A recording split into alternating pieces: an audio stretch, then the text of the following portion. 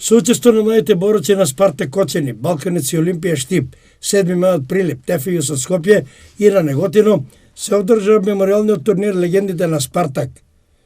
Балканец на овој респектабилен турнир се представи со 12 борци, кои што ги оправдаа очекувањата, го потврдија раскошниот талент и освоија дури 11 медаљи. Први место во своите категории освоија Марио Ананиев и Тео Стојков. Втори место во своите категории освоија Александар Нацев, Лука Ананиев, Никола Гацов, Марија Цветанова, Филип Стојков и Фадил Назифов, додека трети место во своите категории освоија Дамјан Смилков, Анабела Данилова и Давид Трпчевски. Севкупно во екипна конкуренција Балканец го освои првото место со 41 бод.